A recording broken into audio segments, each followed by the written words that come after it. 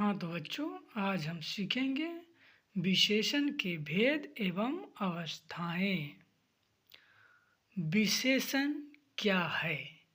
जो शब्द संज्ञा या सर्वनाम शब्द की विशेषता, गुण, संख्या या मात्रा का बोध कराते हैं उन्हें विशेषण कहते हैं।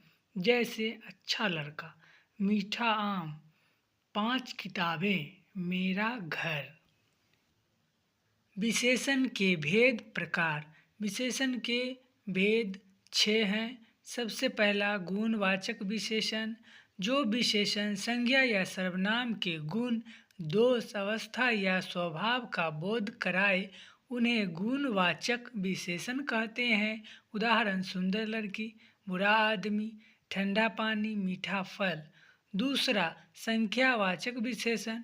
जो विशेषण संज्ञा या सर्वनाम की संख्या का बोध कराए उन्हें संख्यावाचक विशेषण कहते हैं।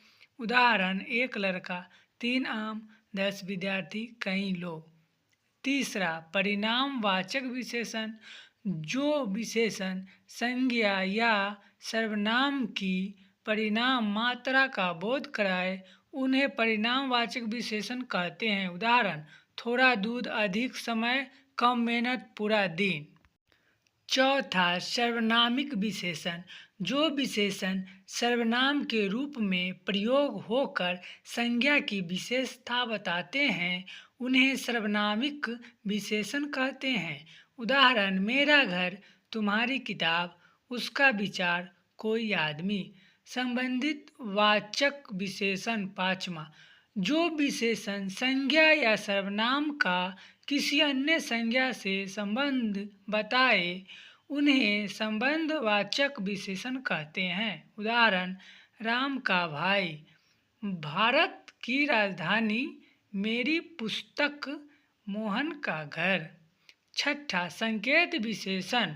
जो विशेषण संज्ञा या सर्वनाम की ओर संकेत, निकट या दूर का बोध कराए उन्हें संकेतवाचक विशेषण कहते हैं। उदाहरण: यह किताब, वह लड़का, ऐसी बात, इतने लोग। विशेषण की अवस्थाएं। विशेषण के अर्थ में परिवर्तन के आधार पर उसकी 3 अवस्थाएं मानी जाती है। सबसे पहला तुलनात्मक अवस्था, जिसमें 2 संज्ञा या सर्वनाम की तुलना की जाए। चिन्ह से अधिक, से कम, अपेक्षा आदि।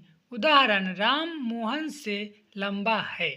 दूसरा उत्तम अवस्था, जिसमें 3 या अधिक संज्ञा या सर्वनाम में श्रेष्ठता बताई जाए।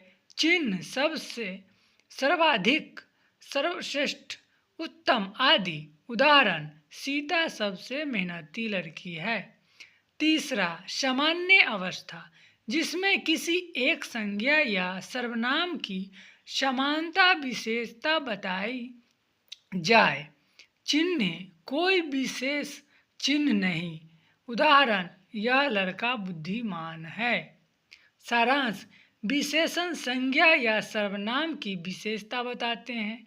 इसके मुख्य 6 भेद होते हैं: गुणवाचक, संख्यावाचक, परिणामवाचक, सर्वनामिक वाचक, संबंधवाचक और संकेतवाचक।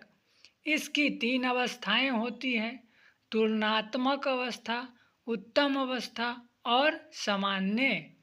विशेषण भाषा को सुंदर, सजीव और प्रभावशाली बनाते हैं। इस चैनल को सब्सक्राइब करके लाइक, कमेंट, शेयर जरूर करें। धन्यवाद।